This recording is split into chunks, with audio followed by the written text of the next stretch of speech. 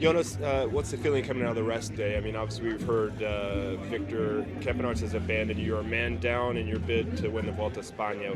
What does that mean? Yeah, it's true. I think we had a good rest day. We could recover a bit, and obviously it's a big blow for us that Victor is not here.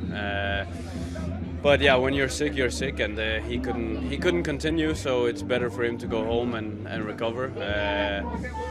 Yeah, he's such a strong rider, and of course we will miss him a lot. But on the other hand, we also still have a really strong team here, so we still believe in it. What's the feeling, the vibe in the team? Because obviously in a 3-week race, it's tough to keep everyone healthy. Sometimes that's more challenging than the racing itself. How difficult is that as a team to try to keep 8 guys healthy and strong for 3 weeks? No, of course, you really have to be careful what you do and not shake hands with everybody. And yeah, you really have to be careful. And in a 3-week race, yeah, sometimes you get a bit sick, and now it happened for Victor. But luckily, so far it's only him. So yeah. And it's generally when UAE are sending guys down the road and winning stages, are you happy that they're using their resources like that and not in another way that might be more damaging to you? I mean, of course, if you would look at it that way, they maybe could use the energy in another way to help João. But I mean, they have their tactics, and we just focus on ourselves. Just last one. How do you see yourself measuring up to João on the time trial in Valladolid? I mean, it's pretty even with you in the past in time trials. I think it's 4-3. Yeah, it's true. I think we have been pretty even in the last many time trials, so it will be also interesting to see how it will go there. Yeah, I think I don't know. I think the race is still pretty open. I would say for sure. You have 2 guys who are clearly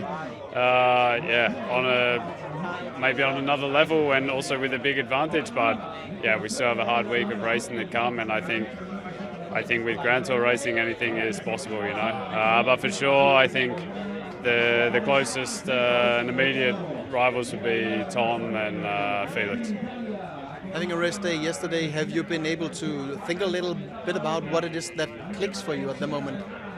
Oh, no, I mean, I try not to think too much. I think, yeah, I don't know, can easily overcomplicate things. I think for me, it's all about the run into the race and doing everything I can there, ticking all the boxes on a daily basis, and then, yeah, just trusting in the people I have around me and having confidence in them. And I'm really well supported, I have to say, on and off the bike here, and really grateful for the people I have around me. Rest days can be good, but they can also be those days where we see riders going home, and we saw Victor Campenaerts leave Team Visma. That's one of the top teams you guys are trying to beat. What's your feeling in the peloton? Are guys getting sick, and how much will that play into this race as we go ahead? Yeah, I think it's also pretty natural guys get sick. I mean, in the end, you race your bike for 3 weeks, so for sure the immune system is pretty low. Yeah, I think for sure there are probably guys sick.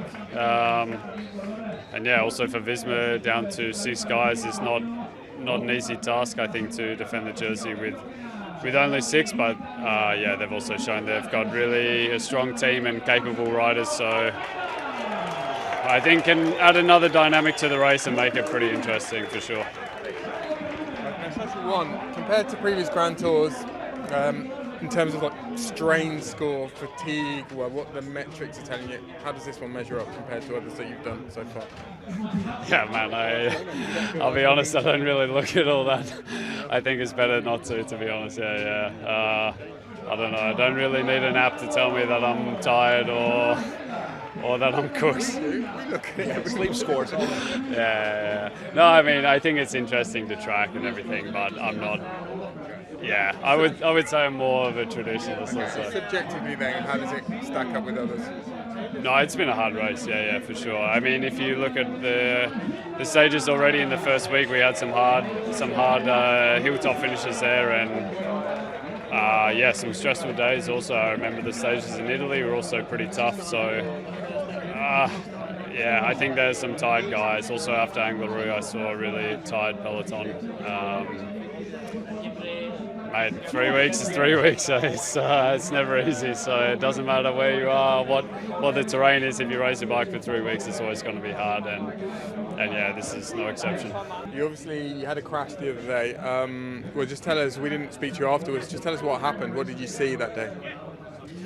Out of the sudden we saw the guy jumping out of the forest, and I think what happened is that I looked back, like to the side. What happened? Turned around, and then Romo was lying in front of me, and there was just his bike, and him. It was just too wide, so I couldn't go around, and I crashed over. Yeah. He's been in here this morning. Romo was pretty angry about it. Were you angry? Yeah, sure, I'm angry. I think there's no room for those actions. I mean, I think it's the freedom of speech and opinion is very, very important, good in Europe, and it's very, very good. And I like to see people showing flags, showing solidarity with things that happen in Palestine. But still, I'm also very proud of cycling as a peaceful sport, the peaceful fans we have. Yeah, just cycling is compared to other sports is peaceful, and we lost it a bit here, and it's a bit sad. And I really appreciate the fans that are inside of the road with their flag, like supporting Palestine, showing solidarity, but also still cheering for the sport. And I think this is the right way to do it. Have you spoken to the organisers, or have you heard anything from the organisers about how they're going to try to make it safer this week? Yeah, well, I mean, this is it's the problem of cycling. We are not we don't cycle inside a stadium. And how do you want to make 170 Ks that safe? It's just not possible for them. I mean, there would be probably the Chinese way. You have a guard every 20 meters standing inside of the road, but it's not reality in Europe. And I think it's like it would be sad if we would need it. So I hope this was an exception, and it goes on like we are used to it. Seems like we have a head-to-head 1-2 battle on our hands with João and Jonas. Is that the case? Are those guys fighting for the victory, or is this Vuelta still wide open? No, I think it's the two of them who are fighting for the victory. I mean, it's not like they are.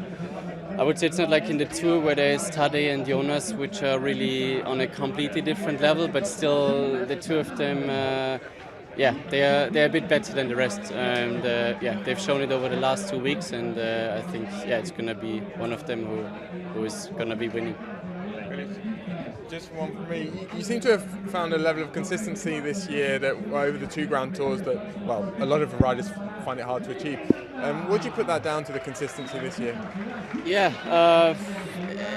I don't know. Or like it's, I think maybe it's hard to say why, but I'm more comfortable maybe, or like I know, like more comfortable with my skills or strengths and weaknesses maybe, and that I just use my the power I have on the climb the best way, but then also be okay, like mentally not be so stressed when I lose a few seconds on some more technical stages. Or maybe also, I mean, I've had like also in the Tour, also now a little bit of a cold. Maybe in the past, I would be, it's of course it's not nice, but then in the end you can still perform. And I think realizing that, maybe you don't feel 100%, that I can be still really, really good. I think that's also a big factor.